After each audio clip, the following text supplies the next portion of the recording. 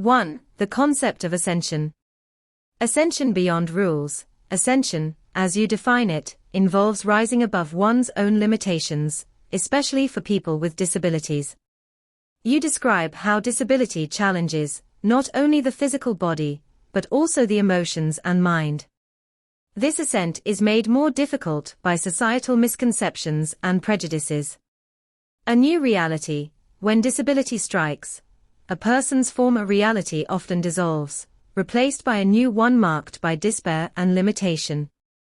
However, this new reality also offers a chance for transformation. You acknowledge that ascension in this context is not just physical recovery, but a deeply personal, emotional, and spiritual process. Mental health and disability. Many people tend to associate disability with physical limitations, but you emphasize that it also includes mental and emotional challenges. This broader understanding makes the process of overcoming trauma and ascending to a fulfilling life even more complex.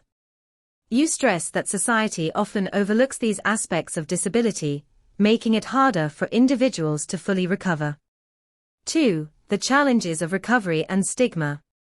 Support systems and misconceptions. You note that while there are many hidden forms of assistance, from ancient philosophy to modern drug therapies, recovering from trauma or disability is a personal journey, one that society often misunderstands. The stigma attached to disabilities, whether physical or mental, compounds the difficulty of ascending to a meaningful life. This misunderstanding leads to discrimination, whether intentional or not, and makes life unnecessarily hard for those with disabilities. Societal judgments. Through personal anecdotes, such as being treated as incapable or pitted when shopping, you illustrate how damaging societal attitudes toward disability can be.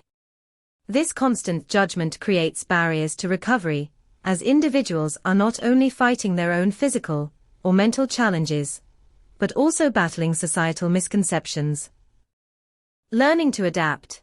You recount how adapting to life with physical impairments forced you to relearn everyday tasks, such as making a bed or hanging laundry with a single hand. This led to a greater appreciation for the small actions others take for granted. Through this process, you had to redefine your life and rebuild your identity, learning to use your non-dominant hand and navigate a world that often seems unprepared for your reality. 3. The importance of empathy and understanding. Reconstructing identity.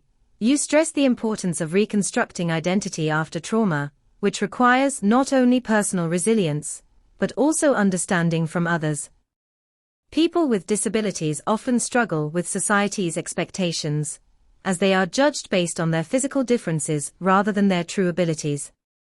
The key, you say, is empathy, taking time to imagine what life with a disability might be like and treating people with the respect they deserve as members of society. Societal conditioning. You introduce a fascinating concept: how repeated societal interactions, especially those laced with pity or condescension, can subconsciously condition people with disabilities to accept this treatment. By constantly thanking people for menial tasks, individuals might reinforce the notion that they need this kind of assistance, making it more difficult to break free from these societal norms.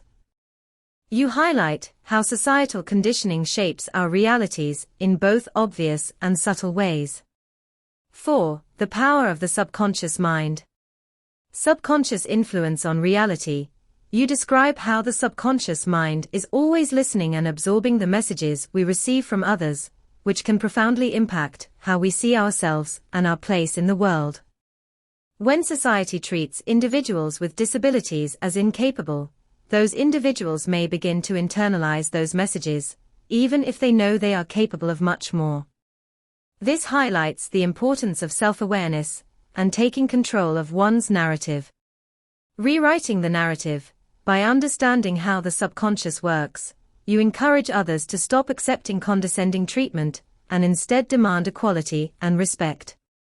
This involves rewriting societal norms and breaking free from the conditioning that reinforces negative perceptions of disability. 5. A call for awareness and change. Rethinking disability.